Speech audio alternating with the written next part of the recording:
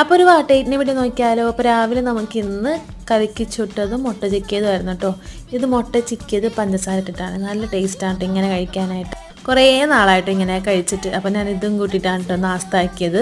പിന്നെ നമ്മൾ ഇന്ന് ഉച്ചക്കത്തേക്ക് കഴിച്ചത് ചോറും മീൻകറിയും മീൻ പൊരിച്ചതൊക്കെ ആയിരുന്നു കേട്ടോ. അപ്പോൾ ഇന്ന് പച്ചക്കറിയൊന്നും ഉണ്ടായിരുന്നില്ല. അപ്പോൾ ഞാനൊരു ഇത്തിരി ചമ്മന്തി ഉണ്ടാക്കി. നമ്മുടെ ഉള്ളിയും മുളകൊക്കെ ചുട്ടിട്ടുണ്ടാക്കിയ ചമ്മന്തിയാണേ. കുറച്ച് വെളിച്ചെണ്ണ കൂടെ ഒഴിച്ചിട്ടുണ്ടായിരുന്നു കേട്ടോ. നല്ല ടേസ്റ്റ് ഉണ്ടായിരുന്നു എല്ലാം കൂട്ടി കഴിക്കാനായിട്ട്. അപ്പോൾ ഉച്ചക്ക് അങ്ങനെ നല്ല കുശാലായിട്ട് കഴിച്ചു. പിന്നെ വൈകുന്നേരം ഞാൻ കുറച്ച് പുഡിങ് ഉണ്ടാക്കി കേട്ടോ. ഇത് കുറച്ച് പാളിപ്പോയ പുഡിങ്ങാണ്. ബ്രെഡ് ഇരിപ്പുണ്ടായിരുന്നു. അപ്പോൾ ബ്രെഡ് വെച്ച് പുഡിങ് ഉണ്ടാക്കി. കുറച്ച് ദിവസമായി മധുരമുള്ള എന്തെങ്കിലും കഴിക്കാൻ തോന്നിയിട്ട് അപ്പോൾ ഉണ്ടാക്കിയതാണ്. കുറച്ച് ഹാർഡായിപ്പോയി. ടേസ്റ്റിന് കുഴപ്പമൊന്നും ഉണ്ടായിരുന്നില്ല കേട്ടോ. നല്ല ടേസ്റ്റ് ഉണ്ടായിരുന്നു. അപ്പോൾ രാത്രിയിലേക്ക് നമുക്കിന്ന് അൽഫാമായിരുന്നു കേട്ടോ. അൽഫാമിൻ്റെ ഒപ്പം കുബൂസും മയണൈസും ചട്നിയൊക്കെ ഉണ്ടായിരുന്നു. അപ്പോൾ അതെല്ലാം കൂട്ടി കഴിച്ചു. നല്ല ടേസ്റ്റ് ഉണ്ടായിരുന്നു. അപ്പോൾ ഇപ്രാവശ്യം നമുക്ക് ലെഗ് പീസാണ് കിട്ടിയത്. അടുത്ത പ്രാവശ്യം നമുക്ക് ചെസ്റ്റ് പീസ് കിട്ടുമോ നോക്കാം.